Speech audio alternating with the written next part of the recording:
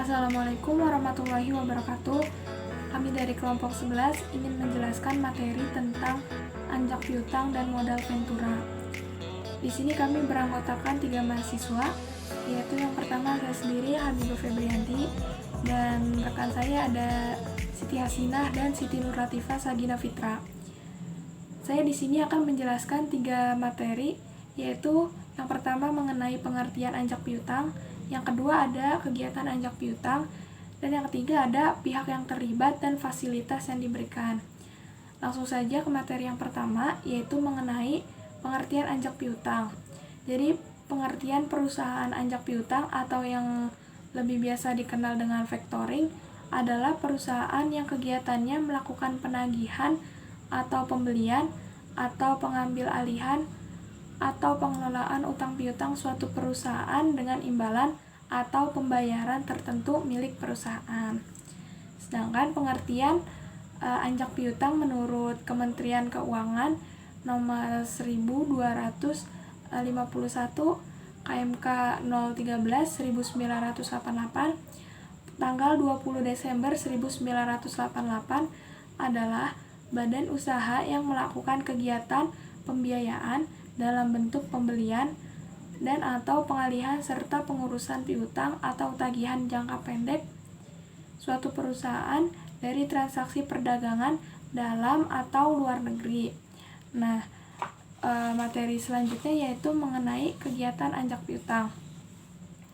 Nah, kalau kegiatan perusahaan anjak piutang itu kalau di Indonesia diatur berdasarkan Surat Keputusan Menteri Keuangan nomor 1251 KMK 013 1988 tanggal 20 Desember 1988. Jadi berdasarkan surat keputusan Kementerian Keuangan tersebut dapat disimpulkan bahwa kegiatan anjak piutang itu ada 3. Yang pertama itu ada pengambil alihan tagihan suatu perusahaan dengan fee tertentu. Yang kedua ada pembelian piutang perusahaan dalam suatu transaksi perdagangan dengan harga yang sesuai dengan kesepakatan. Nah, yang terakhir yaitu mengelola usaha penjualan kredit suatu perusahaan. Artinya perusahaan anjak piutang dapat mengelola kegiatan administrasi kredit suatu perusahaan sesuai dengan kesepakatan. Nah, selanjutnya yang ketiga yaitu materi tentang pihak yang terlibat dan fasilitas yang diberikan. Jadi dalam kegiatan transaksi perusahaan anjak piutang itu ada 3 pihak yang saling berkaitan. Jadi tanpa keterlibatan ketiga pihak tersebut, maka kegiatan anjak piutang itu nggak bisa berjalan dengan semestinya. Pihak-pihak yang terlibat dalam transaksi anjak piutang itu yang pertama ada kreditor atau klien, yaitu menyerahkan tagihannya kepada pihak anjak piutang untuk ditagih atau dikelola atau diambil alih dengan cara dikelola atau dibeli sesuai perjanjian dan kesepakatan yang telah dibuat. Selanjutnya ada pihak yang kedua, yaitu perusahaan anjak piutang atau factoring, yaitu perusahaan yang akan mengambil alih atau mengelola piutang atau penjualan kredit debiturnya. Nah, pihak yang ketiga yaitu ada debitur. Jadi debitur itu adalah nasabah yang mempunyai masalah utang kepada kreditor atau klien. Selanjutnya, fasilitas yang dapat diberikan perusahaan anjak piutang dalam penagihan atau pengelolaan penjualan kreditnya kepada kreditor kliennya dapat dilihat dari berbagai sisi, yaitu yang pertama berdasarkan pemberitahuan, yang kedua berdasarkan tanggung jawab, yang ketiga berdasarkan pelanggan, dan yang keempat itu berdasarkan wilayah. Nah, untuk berdasarkan pemberitahuan ada 2 poin utama, yaitu disclose dan undisclosed. Jadi kalau disclose itu fasilitas yang diberikan kepada perusahaan anjak piutang dalam penagihan piutangnya dengan sepengetahuan debitur. Kalau undisclosed, fasilitas yang diberikan kepada perusahaan anjak piutang tanpa sepengetahuan si debitur. Jadi kecuali jika ada pelanggaran terhadap kesepakatan yang telah dibuat dan atau oleh perusahaan anjak piutang mengandung suatu resiko. Nah, yang kedua itu berdasarkan tanggung jawab. Nah, berdasarkan tanggung jawab itu ada with recourse dan without recourse. With recourse itu jadi dalam hal ini tuh apabila si debitur tidak mampu untuk melunasi segala kewajibannya, maka risiko kredit tersebut menjadi tanggung jawab pihak si kreditor dan pihak anjak piutang mengembalikan tanggung jawab penagihannya. Yang kedua itu ada without recourse, yaitu dalam fasilitas ini apabila semua risiko yang tidak terbayar dalam suatu penagihan piutang menjadi tanggung jawab pihak anjak piutang sepenuhnya dan bukan tanggung jawab kreditor. Nah, kalau yang ketiga itu berdasarkan pelanggan. Berdasarkan pelanggan itu ada 7 poin, yaitu yang pertama ada full service factoring. Jadi merupakan perusahaan anjak piutang yang memberikan semua jenis fasilitas jasa anjak piutang, baik dalam jasa pembiayaan maupun jasa non pembiayaan. Yang kedua itu ada resource factoring, yaitu jasa yang diberikan oleh perusahaan anjak piutang meliputi hampir fasilitas semua jasa anjak piutang, kecuali proteksi terhadap risiko tidak terbayar tagihannya. Yang ketiga itu ada bulk factoring, yaitu jasa yang diberikan terhadap kreditor hanyalah fasilitas jasa pembiayaan dan pemberitahuan jatuh tempo pada debitur. Yang keempat itu ada maturity factoring. Jadi dalam perusahaan jenis ini fasilitas yang diberikan kepada kreditor adalah perlindungan kredit yang meliputi pengurusan jasa penjualan, penagihan dari debitur, dan perlindungan atas piutang. Dan dalam jenis ini jasa yang diberikan adalah tanpa pembiayaan. Yang kelima itu ada invoice discounting, yaitu pemberian fasilitas jasa hanyalah untuk yang berbentuk pembiayaan anjak piutang. Yang ketujuh itu ada undisclosed factoring, yaitu fasilitas perusahaan anjak piutang memberikan proteksi terhadap kemacetan pelunasan piutang sampai dengan persentase tertentu dari jumlah faktur yang telah disetujui. Nah, yang terakhir itu ada advance payment, yaitu transaksi pengalihan piutang di mana pembayarannya dilakukan pada saat jatuh tempo dan besarnya sekitar 80% dari nilai faktur. Nah, itu tadi kalau dilihat berdasarkan pelanggan. Nah, yang terakhir itu yang keempat itu ada berdasarkan wilayah.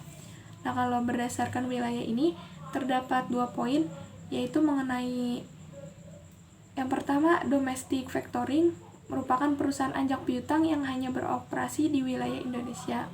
Dan yang kedua ada international factoring. Jadi merupakan kegiatan anjak piutang yang kegiatannya dapat dilakukan antar negara seperti pembiayaan fasilitas ekspor dan impor. Selanjutnya ada jasa-jasa dan biaya yang diberikan oleh anjak piutang. Nah, jasa-jasa dan biaya yang diberikan oleh anjak piutang itu terdapat 2 macam. Yang pertama ada jasa pembiayaan financing service. Yang kedua ada jasa non-pembiayaan atau non-financing service. Nah, dalam jasa pembiayaan ini, yang financing service, dalam hal jasa pembiayaan, perusahaan anjak piutang melakukan pembayaran di muka atau financing kepada atau free financing, pembayaran di muka kepada kreditor yang besarnya itu tergantung dari kesepakatan kedua belah pihak. Jadi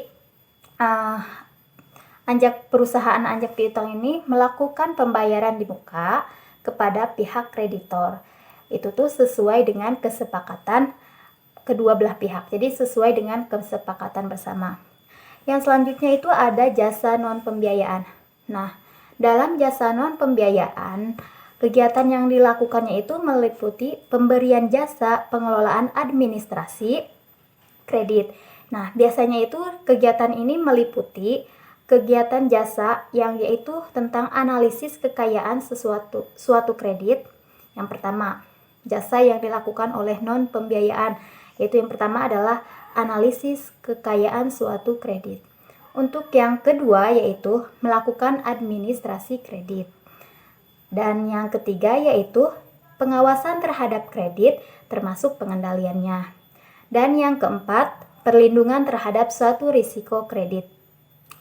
Jadi antara jasa-jasa yang diberikan oleh pihak anjak piutang juga akan membebankan sejumlah biaya kepada kreditor seperti yang sudah dijelaskan sebelumnya. Dalam praktiknya, paling tidak ada 2 jenis biaya yang dibebankan kepada kliennya akibat dari pembiayaan yang dilakukan perusahaan anjak piutang, yaitu fee dan biaya administrasi terhadap pembiayaan tertentu. Selanjutnya ada keuntungan anjak piutang. Nah, keuntungan anjak piutang ini yaitu terjadi apabila adanya keterlibatan berbagai pihak dalam kegiatan anjak piutang yang akan memperoleh atau memberikan keuntungan bagi masing-masing pihak. Nah, pihak yang terlibat itu siapa aja? Pihak yang terlibat itu yaitu perusahaan anjak piutang, kreditor, dan juga debitur.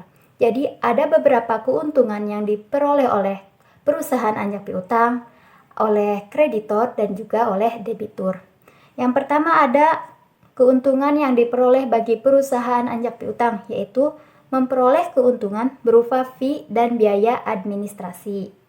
Jadi keuntungan yang diperoleh oleh perusahaan anjak piutang yang pertama yaitu dia memperoleh keuntungan dari fee dan biaya administrasi. Untuk keuntungan yang kedua yang diperoleh oleh perusahaan anjak piutang yaitu membantu menyelesaikan pertikaian di antara kreditor dan juga debitur. Jadi perusahaan anjak piutang ini sebagai penengah. Yang ketiga yaitu membantu memanajemen pihak kreditor dalam penyelenggaraan kredit. Jadi itu adalah ketiga keuntungan yang diperoleh oleh perusahaan anjak piutang. Yang kedua yaitu keuntungan yang diperoleh oleh kreditor atau klien. Itu yang pertama ada mengurangi risiko kerugian dengan tertagihnya piutangnya. Yang kedua ada memperbaiki sistem administrasi yang semraut.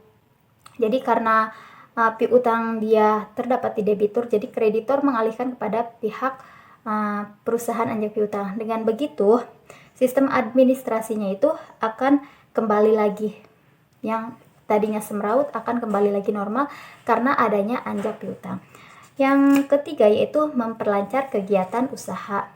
Dan yang terakhir, dengan ditagihnya piutang oleh perusahaan anjak piutang, maka kreditor dapat berkonsentrasi ke usaha lainnya karena piutang yang terdapat pada debitur yang lain oleh kreditor telah dialihkan kepada perusahaan anjak piutang sehingga kreditor dapat fokus pada usaha yang ia miliki yang lainnya.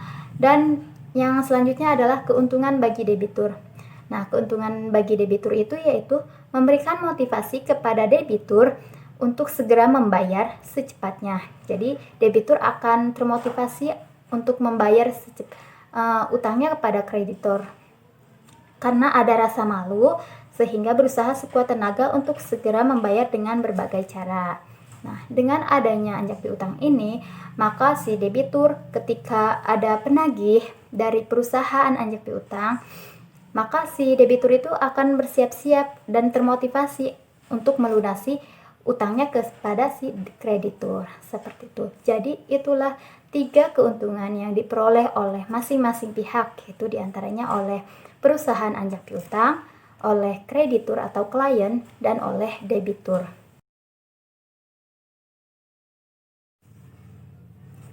Untuk materi selanjutnya yaitu materi tentang modal ventura. Nah, modal ventura itu apa sih? Jadi di sini akan diterangkan yang pertama yaitu tentang pengertian modal ventura. Nah, dalam melakukan investasi tentunya kita akan tidak semua investasi itu dapat dilakukan dengan mudah karena ada beberapa investasi yang pastinya mengandung suatu resiko atau kerugian yang sangat tinggi. Nah, modal ventura ini adalah perusahaan yang mampu atau yang berani melakukan investasi, di mana investasi tersebut mengandung suatu resiko yang tinggi. Jadi modal ventura itu adalah perusahaan yang berani melakukan investasi, padahal investasi itu mengandung resiko itu sangat tinggi. Nah, keputusan ini tentunya dibuat dengan berbagai pertimbangan. Dan hal ini sesuai pula dengan maksud dan tujuan didirikannya perusahaan modal ventura. Jadi, maksud dan tujuan perusahaan modal ventura itu yaitu melakukan penanaman dalam suatu usaha yang mengandung risiko tinggi. Jadi, tujuan adanya perusahaan modal ventura itu untuk melakukan penanaman modal pada usaha yang mengandung risiko tinggi. Jadi, perusahaan modal ventura ini adalah perusahaan yang berani mengambil risiko tinggi. Nah, kegiatan investasi yang dibiayai oleh modal ventura biasanya dalam jangka waktu panjang dan memiliki risiko yang tinggi, seperti membentuk atau pengembangan usaha baru di bidang tertentu. Meskipun risiko yang dihadapi tinggi, pihak modal ventura mengharapkan capital gain atau dividen. Jadi, mengharapkan adanya keuntungan walaupun risiko yang diterima oleh perusahaan modal ventura ini sangat tinggi. Perusahaan yang pembiayaannya dari modal ventura disebut juga dengan perusahaan pasangan usaha. Jadi, perusahaan yang pembiayaannya itu dari modal ventura itu perusahaan pasangan usaha atau PPU. Lalu, apa sih modal ventura itu? Jadi, pengertian perusahaan modal ventura sesuai dengan keputusan Presiden nomor 61 tahun 1988 adalah badan usaha yang melakukan suatu pembiayaan dalam bentuk penyertaan modal ke dalam suatu perusahaan yang menerima bantuan pembiayaan. Nah, perbedaan antara bank dan dengan modal ventura terletak pada jenis kegiatannya, di mana bank membiayai suatu kegiatan tetapi tidak masuk ke perusahaan yang dibiayainya. Sedangkan modal ventura memberikan pembiayaan dengan cara penyertaan langsung ke dalam perusahaannya yang dibiayainya. Jadi modal ventura ini ikut terjun langsung gitu dalam mengelola si perusahaan yang ia biayai. Dengan demikian, modal ventura memiliki karakteristik tersendiri jika dibandingkan dengan lembaga pembiayaan lainnya. Adapun ciri-ciri atau karakteristik dari modal ventura yaitu sebagai berikut. Yang pertama, kegiatan yang dilakukan bersifat penyertaan langsung ke dalam perusahaan. Jadi itu adalah karakteristik dari modal ventura yang pertama. Untuk karakteristik yang kedua yaitu penyertaan dalam perusahaan bersifat jangka panjang dan biasanya di atas 3 tahun. Yang ketiga, bisnis yang dimasuki merupakan bisnis yang memiliki risiko tinggi. Jadi sesuai dengan pengertian dari modal ventura. Yang keempat, ada keuntungan yang diperoleh berasal dari capital gain, dividen atau bagi hasil tergantung dari penyertaan modalnya di bidang jenis yang diinginkan. Dan yang kelima, kegiatannya lebih banyak dilakukan dalam usaha pembentukan usaha baru atau pengembangan suatu usaha. Jadi itu adalah karakteristik beberapa ciri atau karakteristik dari modal ventura. Materi selanjutnya yaitu landasan hukum dan tujuan untuk mendirikan modal ventura. Landasan hukum tentang kegiatan dari modal ventura ini telah ditetapkan dan diatur dalam keputusan Menteri Keuangan nomor 469/KMK.17/1995 yang ditetapkan pada 3 Oktober 1995. Kegiatan modal ventura ini dipelopori oleh PT Bahana Pembinaan Usaha Indonesia atau BPUI sejak tahun 1973. PT BPUI ini didirikan atau dibentuk berdasarkan Peraturan Pemerintah Nomor 18 Tahun 1973 tentang penyertaan modal negara untuk mendirikan perusahaan perseroan terbatas yang usahanya bergerak di dalam bidang penyertaan modal. Berikut ini adalah peraturan yang menjadi landasan hukum modal ventura.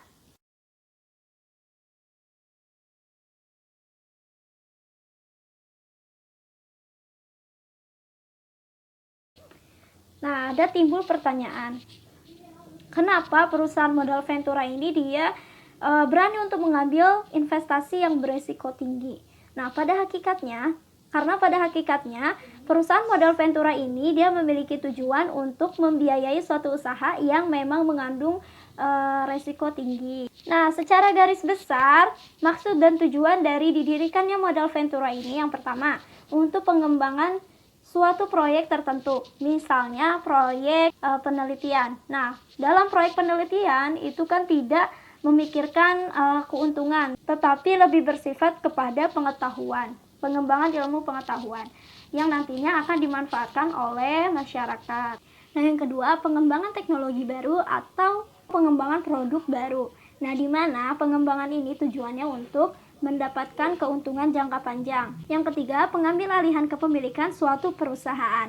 Nah, di mana tujuannya ini untuk perusahaan ini diarahkan kepada keuntungan. Yang keempat, kemitraan dalam rangka untuk mengentaskan kemiskinan, yang tujuannya untuk membantu para pengusaha lemah yang kekurangan modal. Yang kelima, alih teknologi yang dilakukan ke perusahaan yang masih menggunakan teknologi lama. Yang keenam, membantu perusahaan yang sedang mengalami kekurangan likuiditas.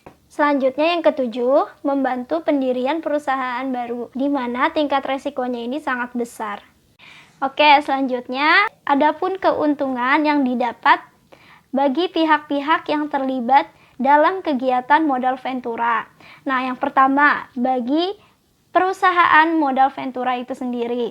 Nah, apa sih keuntungannya? Jadi keuntungannya yang pertama, si perusahaan modal ventura ini bisa mendapatkan dividen dari penyertaan modalnya.